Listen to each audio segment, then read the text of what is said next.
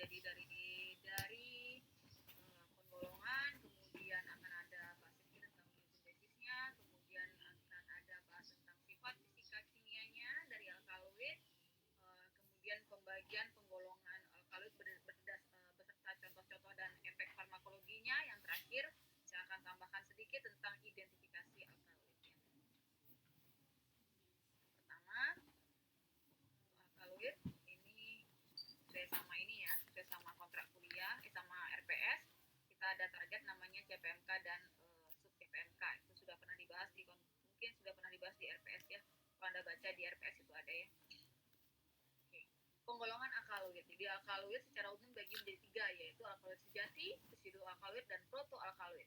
Nah, saya langsung tanyakan, apa beda alkaloid sejati dan protoalkaloid?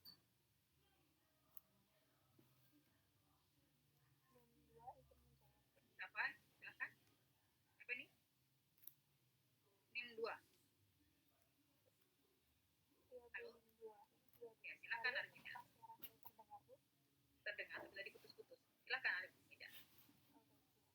Kalau pemahaman saya, berdasarkan literatur asosiasi itu, kalau alkaloid sejati itu senyawa yang mengandung nitrogen pada struktur heterosiklik dan struktur kompleks, dan distribusinya itu terbatas sih. Nah, menurut beberapa ahli itu alkaloid sejati hanya ada pada tumbuhan, dan alkaloid sejati ini ditemukan dalam bentuk garamnya dan dibentuk dari asam amino sebagai bahan dasar biosintesis.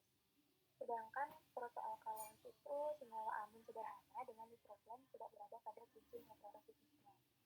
Contohnya seperti dopamin, serotonin, dan meskalin. Oke, dari Armida, tadi jawaban Armida sudah benar ya. Jadi poin intinya adalah dia mengandung struktur N, yang mengandung atom N ya. Pada alkaloid sejati dia terdapat pada cincin heterosikliknya, sedangkan pada protoalkaloid dia tidak terdapat pada cincin heterosikliknya. Nah, kemudian persamaannya antara alkaloid sejati dan protoalkaloid apa? Ada yang tahu?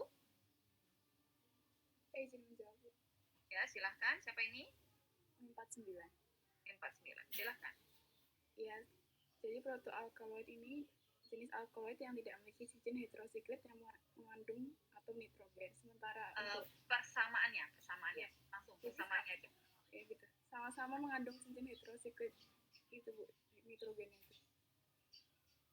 Sama-sama mengandung cincin heterosiklik nitrogennya. Nitrogennya berada di cincin heterosiklik, Bu. Itu perbedaan. Tadi kan sudah saya jelaskan. Bedanya adalah kalau di alkaloid sejati, N-nya berada di dalam cincin heterosiklik, sedangkan protoalkaloid N-nya berada di luar cincin heterosiklik. Itu bedanya. Persamaannya apa? Ini menjawab itu. Ya, silahkan. Nggak apa-apa. Silahkan, siapa ini? NIM 25. NIM 25. Makasih Kalau alkaloid sesungguhnya itu mungkin dia bersifat basa, tapi ada kecuali pada kolsisin dan asam aritoloktat. Sedangkan alkaloid sederhana itu juga bersifat basa. Selain itu juga, alkaloid sederhana itu sama-sama diperoleh berdasarkan biosintesis dari asam amino. Sama juga halnya dengan alkaloid sesungguhnya, dia diturunkan dari asam amino. Sekian Ibu. Terima kasih Hermiasih. Jadi persamaannya adalah sama-sama turunan asam amino ya. Jadi poin intinya adalah kalau alkaloid sejati dan protoalkaloid sama-sama turunan asam amino, namun bedanya, nah kalau alkaloid sejati N-nya tidak alkaloid sejati N-nya berada pada cincin heterosiklik, sedangkan protoalkaloid N-nya berada di luar cincin heterosiklik. Oke, itu alkaloid sejati dan protoalkaloid. Kalau residu alkaloid seperti apa ciri khasnya? Mohon izin menjawab Ibu. Ya, silahkan. Siapa ini? Ibu, perkenalkan nama saya kali ini Pratiwi 3. Jadi ciri-ciri dari pseudoalkaloid ini yaitu bahwa alkaloid ini tidak diturunkan dari asam amino dan umumnya bersifat basa, misalnya itu pada kafein. Seperti itu. Ya, jadi bukan turunan asam amino. Bagaimana dengan N-nya? Yang lain? N-nya ada di mana?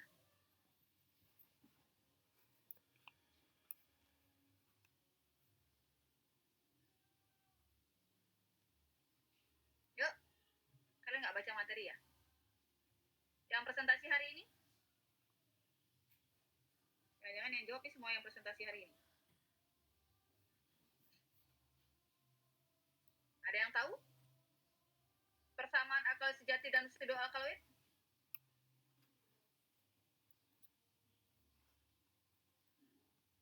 Halo. Tadi saya salah dengar. Oh iya, enggak apa-apa Lucian. Ya, silakan Lucian ya. Alkaloid sebenarnya sama pseudo alkaloid ya, Bu ya? Ya. Ya, jadi jenis alkaloid ini mengandung cincin heterosiklik. N-nya ada di cincin heterosiklik ya. Oke, terima kasih Lucian. Tadi kuliah apa ya? Kok tumben slowly kalian? Kalian sudah lelah? Sama Prof. Biolga. Biasanya kalau sudah otaknya lagi ini gerada geruduk saya aduh capek gitu kan ya. Kita kuliah pelan-pelan ya. Oke. Ini pengantar terkait tentang penggolongan alkaloid. Jadi saya ulang lagi sekali, nanti mungkin di akhir akan saya tanyakan lagi ya. Jadi persamaan antara alkaloid sejati dengan pseudo alkaloid adalah dia sama-sama mengandung N pada cincin heterosiklik. Perbedaannya, alkaloid sejati merupakan turunan asam amino, pseudo alkaloid bukan turunan asam amino ya. Kalau persamaan antara alkaloid sejati dan protoalkaloid adalah sama-sama turunan asam amino. Bedanya adalah kalau di alkaloid sejati N ada pada cincin heterosiklik, sedangkan di protoalkaloid N berada di luar cincin heterosiklik. Oke, paham di sini? Paham Ibu. Oke. Ya, saya nggak terlalu banyak ya, jadi nanti ada beberapa teori Anda tinggal baca aja ya. Oke. Kemudian biosintesisnya. Mohon maaf Ibu ya. Ya. Mohon maaf sekali, boleh agak pelan sedikit Ibu. Oke. Terima kasih. Ya. Di rem ya. Oke. Mohon maaf Bu, terlalu ya, cepat. nggak apa-apa. Saya nggak akan bagi rekaman ya. Kalau Anda kuliah offline juga itu inisiatif Anda kalau bagi rekaman. Oke. Nah, kemudian tadi kita sudah lihat bahwa yang merupakan turunan asam amino adalah alkaloid sejati dan protoalkaloid. Nanti kalau ada yang ingin diulang tinggal bilang info aja ya, diulang ya. Saya kalau terlalu menguasai bahan jadi kadang kecepatan bicaranya jauh lebih cepat. Oke, jadi Nah, jadi di sini karena dia yang merupakan turunan asam amino ada alkaloid sejati dan protoalkaloid dalam proses biosintesisnya ya. Nah, di sini ada prekursornya, prekursor dari alkaloid sejati dan protoalkaloid. Di sini dibedakan menjadi dua, yaitu asam amino penyusun protein dan asam amino bukan penyusun protein ya. Saya tidak akan bahas terlalu detail tentang biosintesis. Ini penting kalau Anda seperti saya sudah infokan sebelumnya, ketika Anda ingin meningkatkan jumlah metabolit sekunder tertentu. Misalnya Anda ingin meningkatkan jumlah metabolit sekunder alkaloid. Berarti nanti mungkin Anda perlu tambahkan suatu prekursor. Nah, misalnya di sini nanti ya, Anda mau dapat pinblastin atau pinkristin, Anda butuh prekursor. Anda bisa tambahkan dengan triptofan atau dan yang lainnya ya. Contohnya seperti itu. Nah, ini kalau yang asam amino penyusun protein contohnya L-arginin, histidin, lisin, fenilanin, triptofan dan tirosin. Sedangkan asam amino bukan penyusun protein contohnya L-ornitin, jadi ada nanti ya alkaloid yang dari golongan ornitin, kemudian asam antranilat dan asam nikotinat.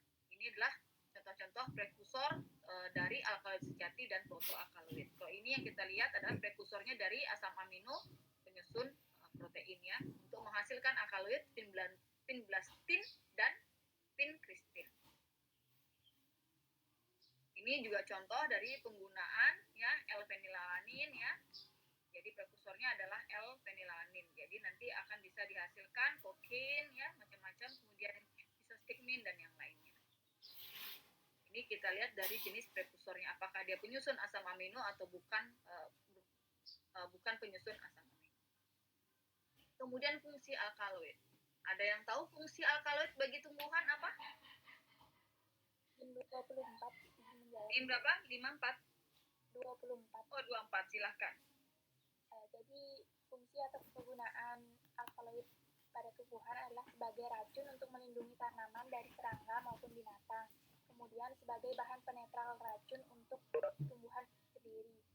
Selain itu sebagai pengatur tubuh dan faktor pertumbuhan dari tanaman. Oke, terima kasih. NIM 24 siapa namanya? Maaf ya, saya nggak terlalu hafal nama, ingat NIM aja. Soalnya kalau pasang nama, saya bingung cari namanya nanti di Excel. Lebih repot. Oke, jadi itu fungsi dari alkaloid bagi tumbuhan ya.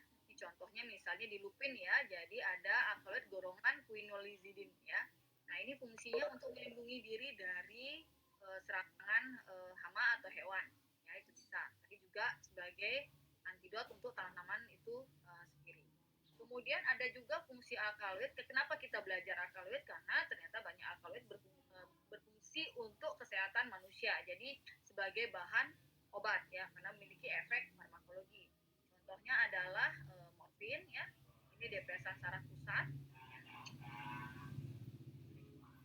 Ini contohnya morfin dari tanaman bunga opium ya.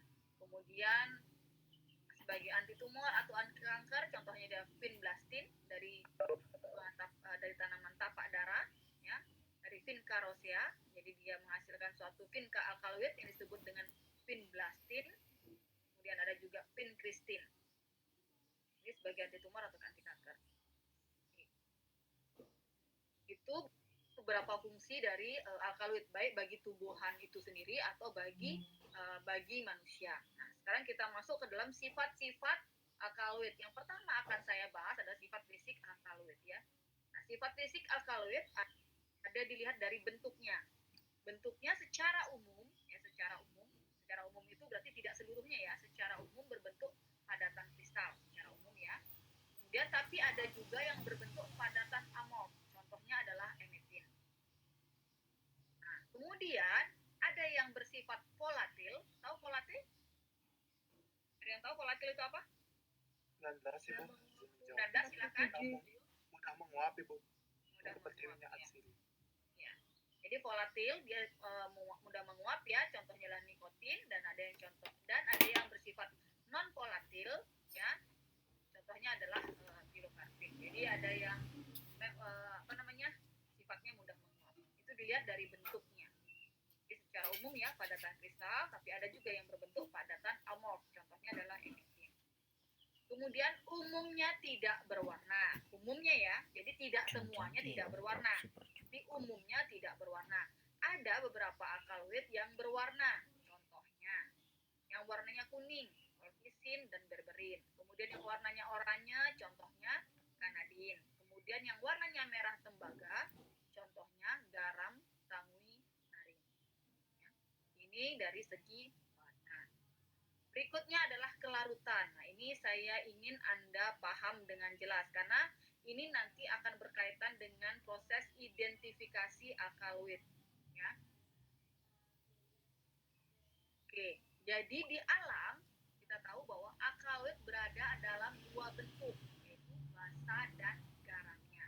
Ya, ingat ya. Di alam alkaloid ada dalam dua bentuk, alkaloid dalam bentuk basa dan alkaloid dalam bentuk garam. Jadi nanti akan Anda perdalam lebih lanjut tentang sifat ini waktu Anda belajar fitokimia di semester 3 apa 4 apa 5 ya, saya lupa. Jadi ingat ya, alkaloid di alam dalam bentuk basa dan garamnya. Alkaloid dalam bentuk basa, ya, ini dalam bentuk basa, secara umum larut dalam pelarut organik. Oke. Kemudian alkaloid dalam bentuk garam, secara umum larut dalam larutan aqueous atau berair. Aqueous ini ya, atau berair ya. Jadi tidak harus air. Jadi yang aqueous misalnya etanol 50%, etanol 70% yang mengandung air. Ini larutan aqueous, ya, larutan berair. Oke, jadi dilihat dari bentuknya.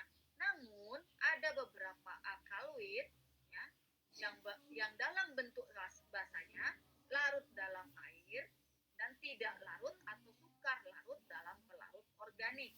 Oke, ini pengecualian.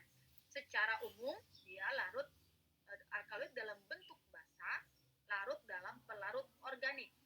Secara umum ya.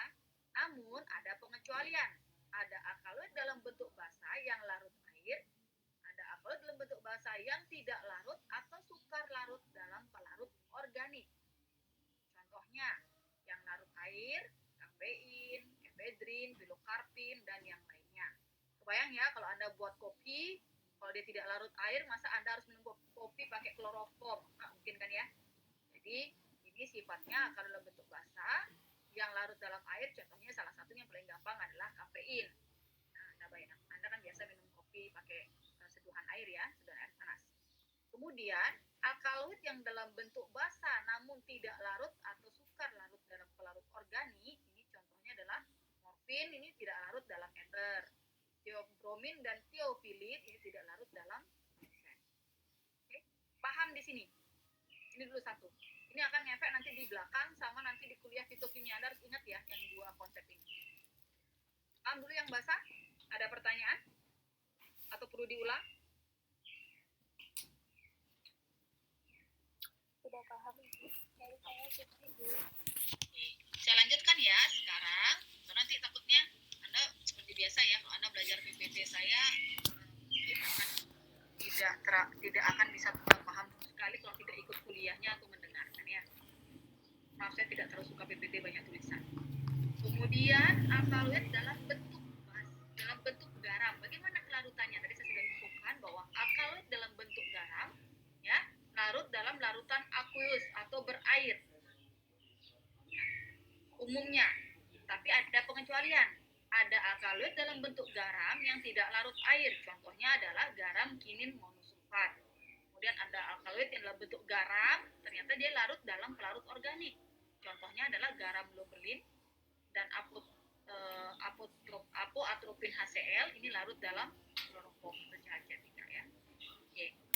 Ini adalah sifat fisik alkaloid berdasarkan kelarutannya, berdasarkan bentuk alkaloidnya ya. Nanti di akhir saya akan jelaskan reaksi asam basa antara alkaloid dalam bentuk basa dengan alkaloid dalam bentuk garam. Jadi tolong dibedakan istilahnya. Alkaloid dalam bentuk basa dengan alkaloid dalam bentuk garam, dan alkaloid bereaksi dengan ya basa atau alkaloid bereaksi dengan asam. Ya, nanti akan saya detailkan lebih lanjut waktu di akhir ya. Akan saya jelaskan tentang proses identifikasi dari alkaloid. Kemudian sifat kimia alkaloid. Tadi kita sudah bahas bahwa sifat kimianya dia ada nitrogen, baik ada di dalam maupun di luar cincin heterosiklik.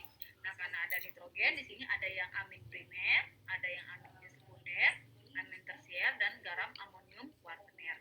Contohnya, Anda bisa lihat sendiri ya, amin primer contohnya norefedrin, sekunder efedrin, amin tersier contohnya atropin, garam amonium kuartener contohnya D-tubofuranin. Kemudian yang kedua adalah sifat kimia alkaloid adalah keberadaan oksigen. Jadi kalau alkaloidnya itu mengandung sebagian besar mengandung oksigen, maka di alam dia dalam bentuk padatan. Kalau dia bebas dari oksigen, dia di alam bentuknya cairan. Ya, jadi kalau yang padatan contohnya atropin, yang bentuk cairannya contohnya nikotin. Tadi nikotin sifatnya apa?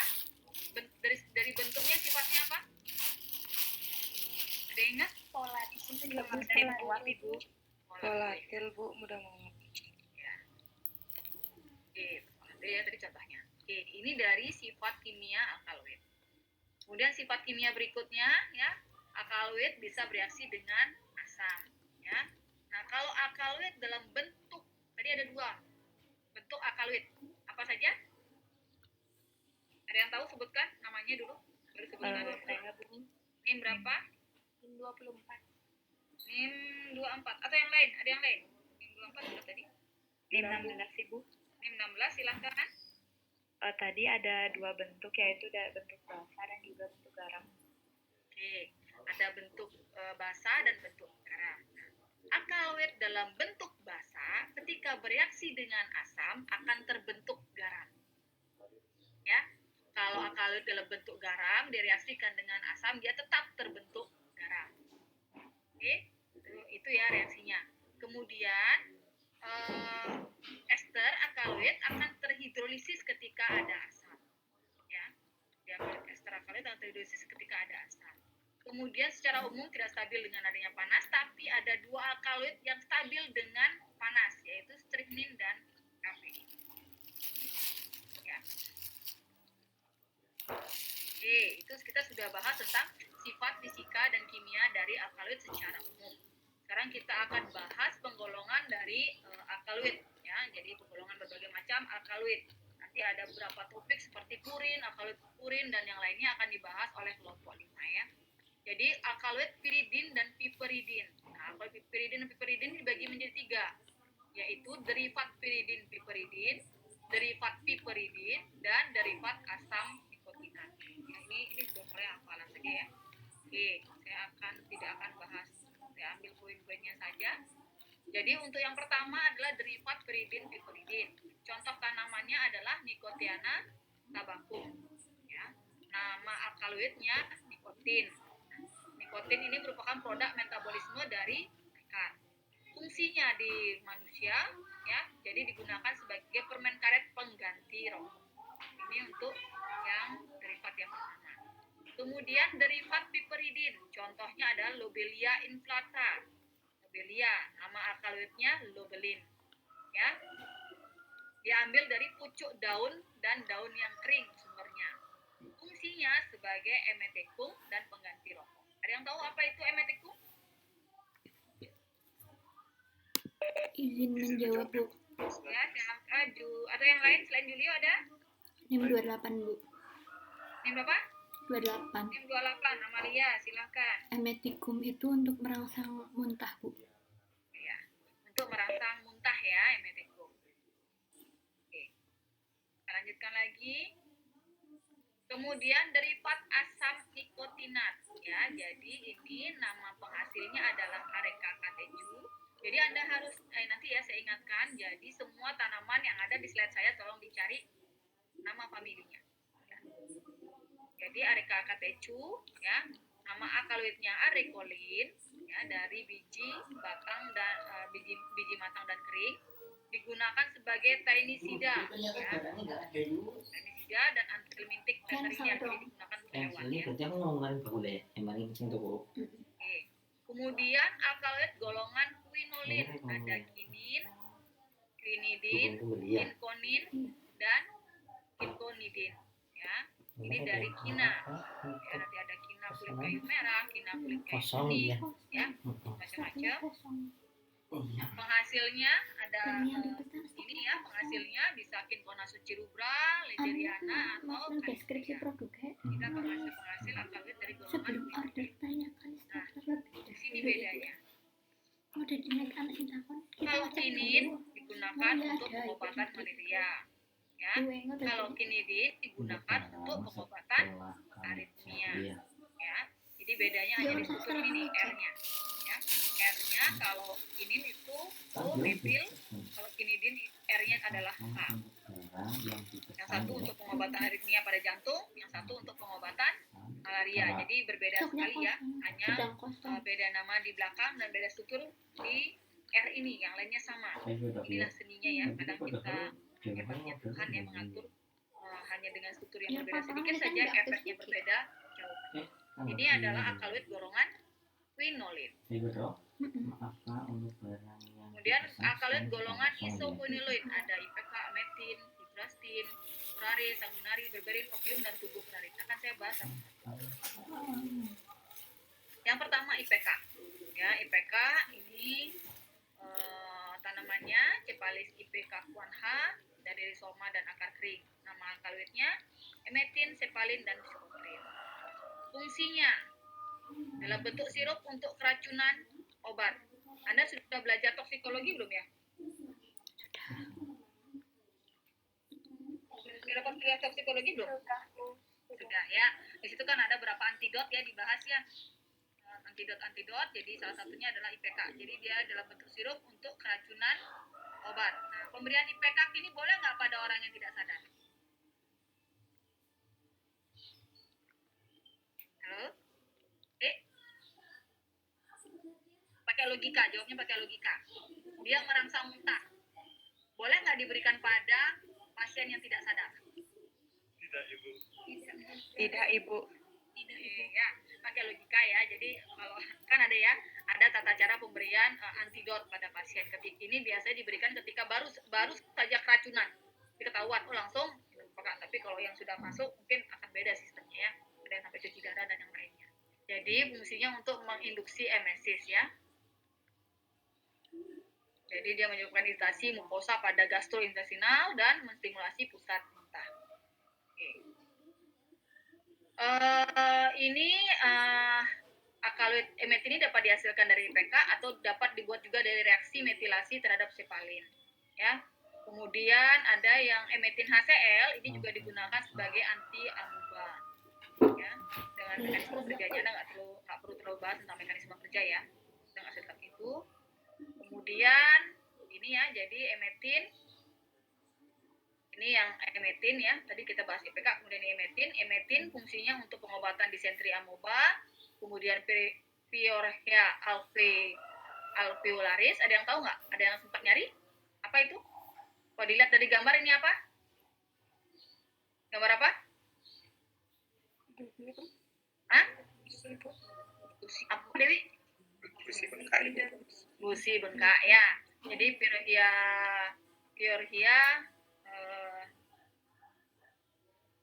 Piorhea alveolaris adalah radang gusi ya. Radang pada gusi di sekitar gigi. Kemudian sebagai ekspektoran dan sebagai emetikum. Ya, penggunaan dari emetin. Kemudian yang berikutnya adalah hidrastis. Ya, nama alkaloidnya adalah hidrastin, berberin, dan kanadin. Sumbernya dari rizoma dan akar hidrastis canadensis. Fungsinya sebagai astringen, jadi meringankan inflamasi pada membran mukus. Kemudian yang berikutnya adalah sanguinari. Ya, sanguinari dari Sanguinaria canadensis sebagai antimikroba. Nama alkaloidnya sanguinarin dan yang lainnya sumbernya dari rizoma kering. Ya. Kalau farmakologi isinya emang hafalan ya, kecuali nanti pas identifikasi. Terakhir kemudian adalah tubokurarin ya, dari sumbernya adalah Cododendron tomentosum. Ya. Jadi ini digunakan untuk kalau dulu mungkin dipakai perang ya, di ujung panah itu diberikan, begitu yang dipanah kena itu langsung lemas. Jadi dia masker relaks. Jadi relaksasi pada otot atau sebagai anestesi, jadi tidak berasa, jadi lemas, membuat lemas. Nah, sekarang digunakan untuk hewan ya. Jadi untuk nangkep hewan pakai panah atau yang lainnya di daerah Indian atau di mana ya, itu masih dipakai. Nah, sumbernya adalah Cododendron tomentosum. Itu tubokurarin. Oke, ini berikutnya adalah opium ya. Opium adalah eksudat seperti susu. Kalau Anda lihat yang gambar ini ya, eksudat itu getah ya. Ini getahnya ya, yang kering oleh angin dengan ya, jadi seperti susu yang kering oleh angin yang diperoleh dengan cara menyayat kapsul yang belum matang dari tanaman Papaver somniferum atau Papaver album ya. Album itu yang putih ya. Nah, ini ada kapsul, nih kapsulnya. Jadi disayat keluar seperti eksudat ya. Eksudat itu seperti getah ini ya. Namanya eksudat. Ini adalah penghasil dari opium. Fungsi opium adalah sebagai analgesik, kemudian dia bekerja sebagai analgesik ya, menghilangkan rasa nyeri. Ini karena dia bisa bekerja pada sistem saraf pusat ya, jadi bersifat hipnotik, narkotik, macam-macam ya. Ini kadang disalahgunakan. Beberapa yang termasuk dari opium ada banyak ya, hanya satu yang tidak digunakan untuk pengobatan dan dilarang, yaitu heroin. Sedangkan yang lainnya dari opium ini masih digunakan untuk pengobatan pada manusia. Misalnya morfin ya sebagai narkotik, hipnotik. Ini biasanya digunakan untuk nyeri kuat untuk pasien, umumnya untuk pasien kanker stadium 4. Ya, jadi lebih ke meningkatkan meningkatkan keinginan hidupnya. Jadi supaya hilang rasa nyerinya diberikan morfin. Ini biasanya untuk pasien kanker stadium 4. Kemudian kodein sebagai obat batuk ya, analgetik dan antitusif sedatif. Jadi antitusif apa? Apa beda antitusif sama ekspektoran? NIM 10. Jawab, Bu. Silakan. Dua, Bu. Baik. Ya. Untuk antitusif itu adalah obat untuk batuk kering, sedangkan ekspektoran itu adalah obat untuk batuk perdahak. Oke ya. Jadi kodein ini untuk batuk kering ya. Jadi batuknya nggak selesai. Kemudian ada apomorfin.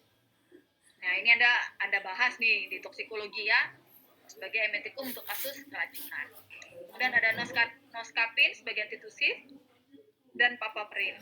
Nah, papaverin ini juga kadang digunakan sebagai antitusif yang dikombinasi dengan kodein, atau juga bisa digunakan sebagai relaksan otot halus ya. Jadi golongan opium yang tidak boleh digunakan sebagai obat ya hanya heroin. Okay. Kemudian alkaloid indol. Jadi ada resepin, pinglastin, prikistin, busin, sampai ergotamin dan ergonofin. Saya akan bahas satu-satu. Satu-satu itu hanya memberikan contoh, nama, tanaman, sumber, dan alkaloidnya. Anda tolong cari nama familinya ya. Alkaloid Rauvolfia, ya, dari Rauvolfia sepertina, dari akar keringnya, alkaloid namanya reseptin, resinamin, dan deserpidin. Ini bedanya. Ya. Semuanya berfungsi sebagai antihipertensi. Ya.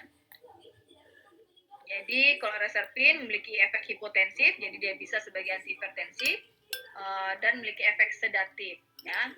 Kemudian resinamin juga antihipertensif, namun pada dosis tinggi ini dapat menyebabkan peningkatan depresi mental. Sedangkan deserpidin ini berfungsi sebagai antihipertensi dan tranquilizer. Apa itu tranquilizer? Saya tahu nggak? Tranquil. Ada yang tahu? Ini jadi tranquilizer ini adalah penenang ya. Jadi hampir mirip berarti sedatif, jadi penenang. Alkaloid vinca tadi dibahas sebagai anti kanker atau anti tumor dari Vinca rosea, ya, dan Catharanthus roseus. Jadi nama alkaloidnya adalah vinblastin dan vincristin. Ya, ini nama alkaloidnya, vinblastin dan vincristin. Oke. Alkaloid nux vomica, ya. Ini nama alkaloidnya strychnine dan brucin, penghasilnya Trinos nux vomica. Ini biasanya digunakan untuk penelitian neuroanatomi, jadi anatomi saraf ya. Dilihat apakah terjadi konfusi, ya, terjadi konfusi atau tidak pada syarafnya. Alkaloid Physostigmine, ya, alkaloid Physostigmine. Jadi sumbernya adalah Physostigma venenosum, yang digunakan biji matang yang dikeringkan. Nama alkaloidnya Physostigmine dan digunakan untuk pengobatan glaukoma. Apa itu glaukoma?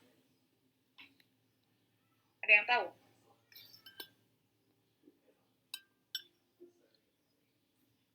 Halo, apa itu glaukoma? Izin menjawab Bu. Ya, 38. Jadi glaukoma itu adalah kerusakan saraf mata yang diakibatkan meningkatnya tekanan pada bola mata. Ya, jadi nanti rasanya matanya seperti melotot gitu ya. Dia ada peningkatan tekanan. Terima kasih. Ini 38. Oke, saya lanjutkan. Alkaloid ergot, ya. Nah, ini ergotnya yang kecil-kecil ini ya, kelihatan kalau dari gambar tuh yang kecil muncul-muncul gini, ya. Ini ergot ya. Nah, ini dari Sclerotium kering dari Clavicia purpurea yang tumbuh pada tanaman Secale cereale. Ini tanaman Secale cereale. Di sini ada ergotnya yang kecil ya, kelihatan kayak muncul gini, ya. Nah, ini contoh alkaloidnya ada ergonofin, ergotamin, dan ergotoksin. Fungsinya, ergotamin untuk analgesik pada pengobatan migrain. Ergonofin pada proses oksitosis ya, pada proses kelahiran, jadi pada ibu hamil. Sedangkan ergotoksin untuk anti-aging. Ya, beda-beda antara ergotamin, ergonofin, dan ergotoksin. Kemudian selanjutnya ada alkaloid imidazol. Jadi di sini ada cincin imidazol, kalau Anda lihat di situ ini cincin imidazol ya. Nah, ini dari tanaman Pilocarpus jaborandi. Ya. Jadi untuk stimulasi, ya, stimulasi, jadi digunakan pada mata untuk kontriksi pupil, mungkin berfungsi untuk proses-proses operasi dan yang lainnya ya. Ini adalah beberapa jenis alkaloid. Jadi yang lainnya nanti akan dibahas oleh kelompok 5 ya. Ada pertanyaan dulu di sini sebelum saya akan masuk ke dalam reaksi pengendapan pada alkaloid dan beberapa konsepnya. Ada pertanyaan?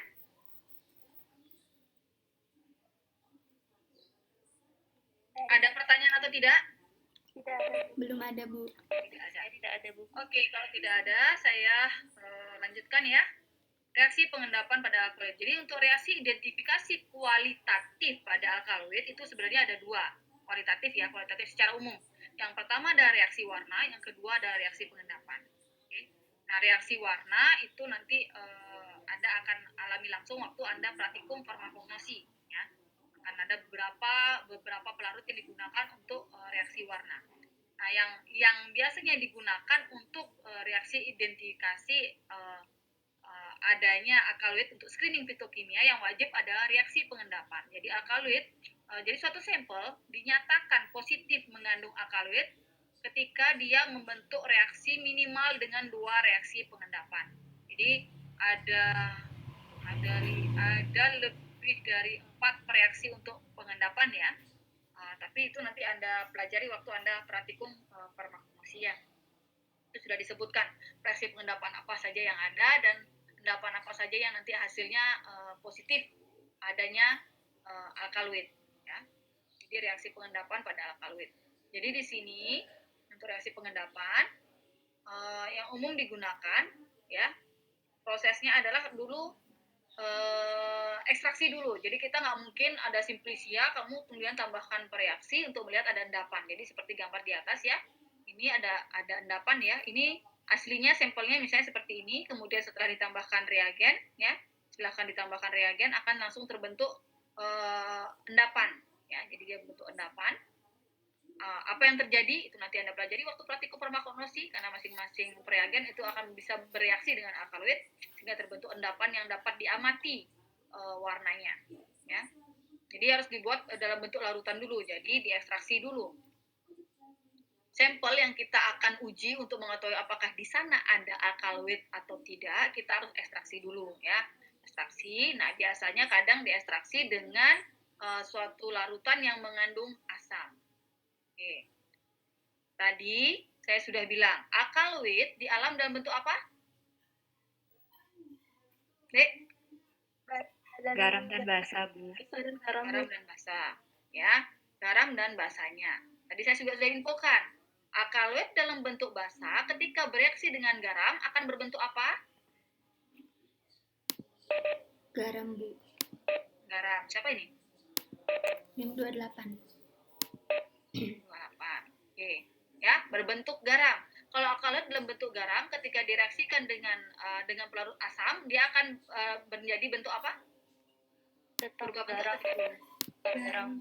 Ya, tetap garam. Oke, paham ya konsep itu. Berarti di sini hasilnya adalah alkaloid dalam bentuk garam. Jadi di dalam fitrat akan ada alkaloid dalam bentuk garam. Ya, karena kalau dia ada dalam bentuk basa ketika ditambahkan asam akan berbentuk garam. Kalau dia dalam bentuk garam ketika ditambahkan asam akan tetap berbentuk garam, ya. Dan residu. Jadi kan ini kan simplisia ya, kasar. Jadi disaring nanti ada larutan dan ada ampasnya atau residunya. Kemudian jadi kalau kita mau identifikasi alkaloid itu kadang ada beberapa tahap ya. Jadi supaya hasilnya bagus. Jadi dalam identifikasi alkaloid atau pemisahan alkaloid akan digunakan prinsip reaksi asam basa berulang. Tadi kan sudah ditambahkan asam ya, sekarang ditambahkan basa. Alkaloid dalam bentuk garam ketika ditambahkan basa ya, akan menjadi bentuk apa? Ada yang tahu? Alkaloid hanya ada dalam 2 bentuk ya, garam dan basa. Jadi kalau alkaloid dalam bentuk garam ditambah dengan larutan basa akan menjadi bentuk apa? Tadi apa awalnya? Garam, Ibu. Garam. Tadi awalnya garam. Ketika ditambah basa jadi apa bentuknya? Jadi bentuknya menjadi bentuk basa ya, alkaloid dalam bentuk basa. Ya, makanya untuk identifikasi alkaloid itu namanya reaksi asam basa. Jadi kenapa sih harus diulang-ulang dari asam, basa? Nah, itu tujuannya untuk mempermudah proses identifikasi atau meningkatkan kemurnian pada proses isolasi. Oke, tadi alkaloidnya dalam bentuk garam di sini ya, atau dalam bentuk garam ditambahkan basa akan berubah bentuk menjadi alkaloid dalam bentuk basa. Oke. Kemudian ini diekstraksi cair-cair. Anda tahu ekstraksi cair-cair nggak? nggak alatnya kayak apa? Halo? Tahu Ibu. Corong Ya. pisang. Corong pisah. Oke. Tadi kan ini alkaloid ditambah larutan asam. Larutan asam itu kan jarang pakai pelarut organik ya. Jadi larutan asam itu larutan aqueous atau larutan berair. Oke. Nah, sekarang di sini larutan berair ya, ditambah dengan basa, kemudian ditambah dengan kloroform, akan terbentuk dua lapisan. Yang satu lapisan air, yang satu lapisan kloroform. Tadi alkaloid ini dalam bentuk apa, Dek? Di sini jadinya? Terakhir jadi bentuk apa di sini? Basa, Bu. Basa, Bu. Kalau dalam bentuk basa, alkaloid akan ada di mana? Kloroform apa air? Ingat tadi sifat larutan alkaloid. Di mana? Julio? Kloroformnya Ibu. Di kloroform. Ingat ya tadi, alkaloid dalam bentuk basa umumnya larut dalam pelarut organik. Berarti dia ada di lapisan kloroform. Oke. Ya, saya lanjutkan. Nanti saya minta satu orang perwakilan untuk mengulang apa yang saya jelaskan ya. Jadi ini konsep paham. Jadi kalau nggak paham, tolong minta saya ulangi ya. Oke. Tadi sudah dapat di sini alkaloid dalam bentuk basa ada pada lapisan kloroform. Berikutnya, ini diuapkan, pelarut kloroformnya diuapkan. Kemudian ditambahkan basa, apa yang terjadi? Tambahkan asam. Apa yang terjadi? Alkaloid dalam bentuk apa? Garam, Ibu. Garam ya, dalam bentuk garam. Nah, alkaloid dalam bentuk garam inilah yang akan nanti diidentifikasi dengan reaksi Mayer, namanya akan terbentuk endapan putih, atau reaksi Dagendorf akan terbentuk endapan indah. Oke? Paham di sini? Apa perlu saya ulangi? Paham atau tidak? Bu, izin minta diulang, Bu. Oke, bisa diulang sekali lagi. Oke. Karena nanti setelah Anda bilang paham, saya akan tunjuk satu orang untuk menjelaskan ulang. Ya. Satu atau dua orang. Saya akan minta Anda menjelaskan ulang apa yang saya jelaskan. Oke, yang pertama ini untuk proses identifikasi ya. Jadi proses identifikasi yang digunakan adalah alkaloid dalam bentuk garamnya, tapi dengan reaksi asam basa. Saya ulang lagi sekali ya. Simplicia ini diekstraksi atau dilarutkan dalam pelarut aqueous yang bersifat asam. Ya. Aqueous yang bersifat asam, larutan berair yang bersifat asam. Jadi biasanya larutan HCl.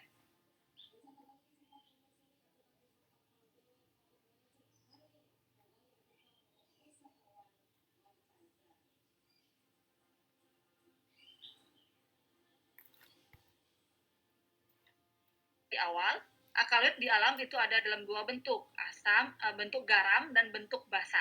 Nah, ketika alkaloid dalam bentuk basa, ya, ditambahkan dengan ditambahkan atau dilarutkan dalam suatu pelarut dengan suasana asam, akan diperoleh alkaloid dalam bentuk garam. Sedangkan jika simplicia tersebut mengandung alkaloid dalam bentuk garam, maka dia akan tetap berada dalam bentuk garamnya. Jadi, filtrat di sini akan mengandung alkaloid dalam bentuk garam. Oke. Nah, kemudian filtrat aqueous ya, filtrat berair. Jadi, larutan berair di sini mengandung alkaloid dalam bentuk garam. Kemudian ditambahkan basa. Nah, alkaloid tadi yang dalam bentuk garam akan berubah menjadi bentuk basanya. Beda ya. Jadi ditambah larutan basa, alkaloid dalam bentuk garam akan berubah menjadi alkaloid dalam bentuk basanya. Oke. Kemudian larutan tadi ini kemudian ditambahkan kloroform, pelarut organik di proses ekstraksi cair-cair akan terbentuk dua lapisan yang terpisah. Ya, karena aqueous sama kloroform kan sifatnya polar dan non-polar ya, kan terpisah. Akan terbentuk dua lapisan, yaitu lapisan kloroform dan lapisan air. Dari hasil penambahan basa kita tahu bahwa alkaloid sudah berada dalam bentuk basanya. Ya. Dalam bentuk basanya. Nah, kalau sudah alkaloid dalam bentuk basanya, kita tadi sudah belajar bahwa alkaloid dalam bentuk basa umumnya larut dalam pelarut organik. Maka alkaloid akan berada di lapisan kloroform. Ya, kalau berada di lapisan kloroform. Nah, kalau berada di lapisan kloroform ini nanti diuapkan pelarutnya, tinggal residu, kemudian ditambahkan asam. Jadi alkaloid sudah akan berubah lagi menjadi bentuk garamnya.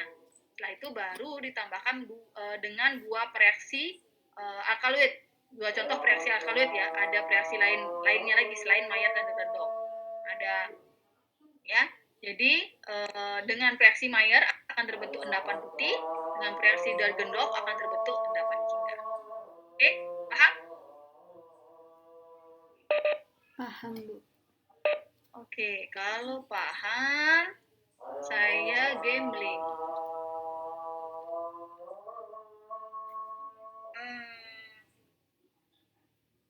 Tindu 48. Ada?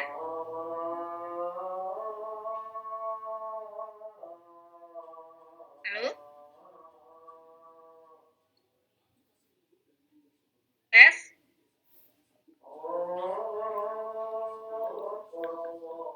Bener nggak sih? NIM 48 ada NIM 48? Tindu?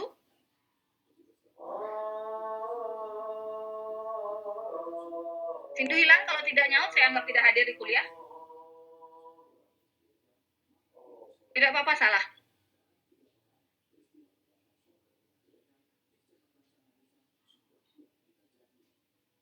Tindu 48 tidak hadir.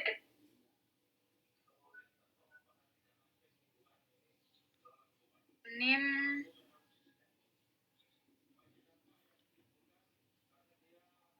kalau tidak bisa mic device bermasalah, tadi bisa nyaut NIM 48. Kok sekarang tiba-tiba tidak bisa? Tolong chat private ke saya, jelaskan ini secara skematis.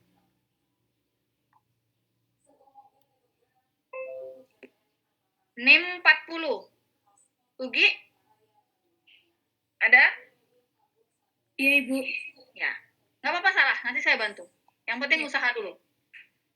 Jadi, simplicia itu dilarutkan dalam pelarut asam yang berair atau aqueous, misalnya Cl 1%. Kemudian dihasilkan berupa residu dan filtrat. Filtrat ini dia berbentuk garam alkaloid yang berair atau aqueous.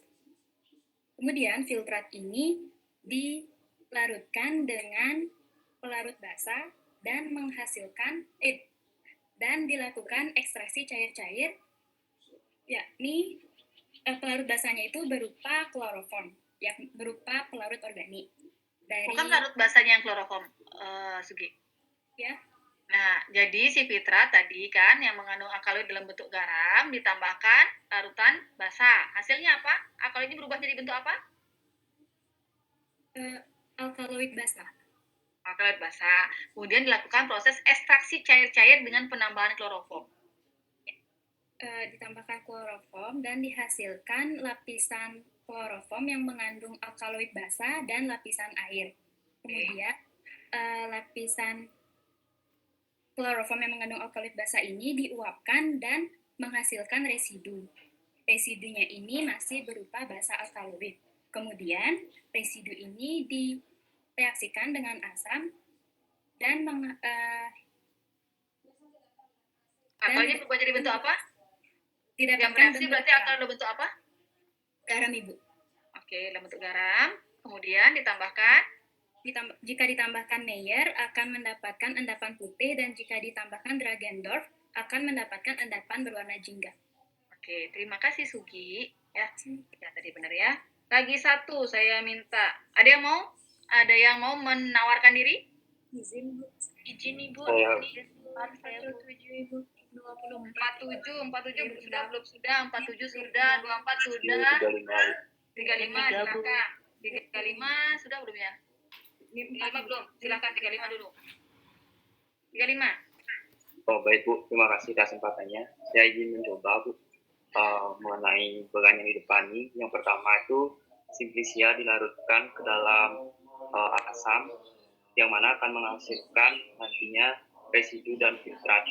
Di mana filtrat ini berupa alkaloid yang berbentuk garam yang kemudian direaksikan dengan basa. Nah, ketika alkaloid yang berbentuk garam ini direaksikan dengan basa, maka akan menghasilkan basa alkaloid seperti itu. Kemudian dilakukan ekstraksi cair-cair menggunakan CaCl3 akan menghasilkan dua lapisan, yaitu lapisan CaCl3 dan lapisan air, di mana kita ketahui bahwa yang kita ekstraksi tersebut merupakan alkaloid yang bersifat basah, maka dia akan condong ke fase organiknya yaitu CHCl3. Kemudian lapisan CHCl3 tersebut diuapkan akan menghasilkan residu, ya, yang mana residu itu direaksikan lagi dengan asam, yang mana basa alkaloid direaksikan dengan asam akan menghasilkan garam alkaloid yang kemudian diidentifikasi menggunakan Zimamer dan Dagendorf di tubuh. Oke, terima kasih. Terima kasih. Ya, secara umum itu konsepnya ya. Oke. Nanti ini konsep ini akan digunakan waktu Anda kuliah fitokimia ya. Oke. Sekarang saya akan tanyakan dari awal ya. Jadi saya harap yang belum ya. Belum, saya akan tanya dari awal. Persamaan dari pseudoalkaloid dan pseudoalkaloid dan alkaloid sejati. NIM 30, NIM 17. NIM 30. Baik, jadi persamaannya itu antara alkaloid dan pseudoalkaloid itu struktur N-nya pada heterosiklik. Oke. Sekarang persamaan, tapi menawarkan diri dulu. NIM 32, Bu. NIM 2. NIM 32 belum ya? Oke, silakan. NIM 32 pertanyaannya persamaan antara alkaloid sejati dan protoalkaloid. Persamaan dari alkaloid sejati dan protoalkaloid itu sama-sama turunan dari asam amino. Oke. Berikutnya, dalam proses biosintesis ya, ada prekursor alkaloid sejati dan protoalkaloid. Oke. Contoh dari prekursor alkaloid sejati dan protoalkaloid yang merupakan penyusun asam amino penyusun protein. Izin menjawab, Bu, NIM 17. NIM 17. Belum. Silakan. L-arginin dan L-histidin, Bu. Ini ya. Oke, terima kasih. Kemudian saya akan tanyakan berikutnya adalah sebutkan sifat fisik dari alkaloid. NIM 29. NIM 29. Bentar, 29. Pokoknya ada saya dengar duluan ya. 29. Oke, silakan 29. Untuk sifat fisiknya ada dua. Yang pertama dari bentuknya itu umumnya merupakan padatan kristal dan padatan amorf. Dan untuk warnanya umumnya tidak berwarna, namun ada beberapa yang berwarna seperti kuning, orange, dan merah tembaga. Oke. Itu dari sifat fisik bentuk ya. Sekarang saya tanya kelarutan. Bagaimana kelarutan alkaloid dalam bentuk garam? 11. Hah? NIM berapa? 11. NIM 11 sudah. NIM 2 juga sudah. 6, Bu. NIM 37 sebentar dulu. 37 belum, silakan. Kelarutan dalam garam dan larut dalam air. Larut dalam larutan berair ya, aqueous. Ya. Oke. Kemudian, bagaimana dengan alkaloid dalam bentuk basa? NIM 41. Ibu. NIM 7, Bu. NIM, ntar aku deh. NIM berapa tadi? Ada suara cowok dulu pertama keluar. 18 sih, Bu. 18 sudah belum? Belum. Oke, silakan. Jadi untuk pelarutan basa itu pelarut organik, Ibu. Larut dalam pelarut Organik. Kemudian bagaimana dengan stabilitas dari alkaloid?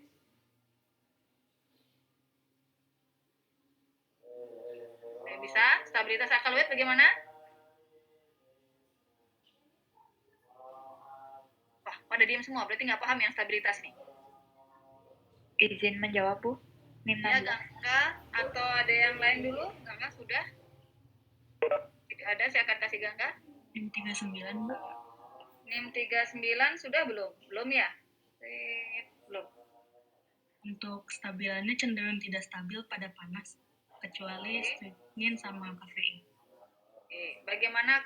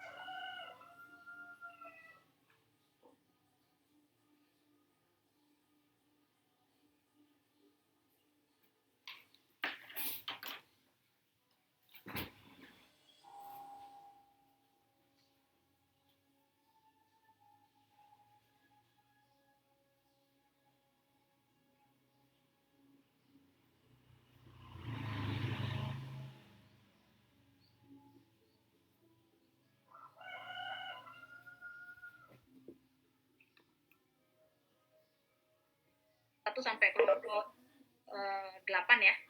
Oke, baik Bu. Itu per kelompok dikerjakan review artikel, dikumpulnya minggu depan ya. Oke. Saya lanjutkan ya. Sekarang untuk kelompok 5, sudah ready kelompok 5? Sudah ya, Bu. Oh, oke, siap. Silahkan. Saya serahkan pada kelompok 5 ya. Baik, Bu. Mohon maaf untuk share screen-nya ditunggu.